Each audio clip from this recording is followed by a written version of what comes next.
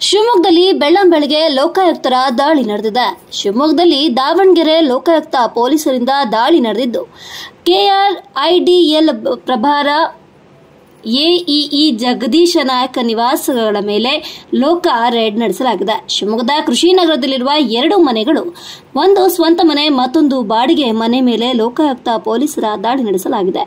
ಮನೆಗಳನ್ನ ಕಡತಗಳು, ಆಸ್ತಿ ಪತ್ರ ದಾಖಲೆಗಳ ಪರಿಶೀಲನೆ ನಡೆಸುತ್ತಿರುವ ಲೋಕಾಯುಕ್ತ ಪೊಲೀಸರು ತಮ್ಮ ಆದಾಯಕ್ಕಿಂತ ಶೇಕಡಾ 121.78% ಆಸ್ತಿ ಹೊಂದಿದ್ದಾರೆಂದು ಆರೋಪದ ಹಿನ್ನೆಲೆಯಲ್ಲಿ ದಾಳಿ ನಡೆಸಲಾಗಿದೆ.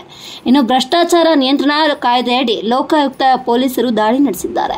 ಪ್ರಸ್ತುತ ದಾವಣಗೆರೆ ಕೆಆರ್ಐಡಿಎಲ್ ನಲ್ಲಿ ಪ್ರಭಾರ ಎಇ ಆಗಿ ಕರ್ತವ್ಯ ನಿರ್ವಹಿಸುತ್ತಿರುವ ಜಗದೀಶ್ ನಾಯಕ್ ಅವರ ಮನೆ ಮೇಲೆ ಇಂದು ಲೋಕಾಯುಕ್ತರು ದಾಳಿಯನ್ನ ನಡೆಸಿದ್ದಾರೆ.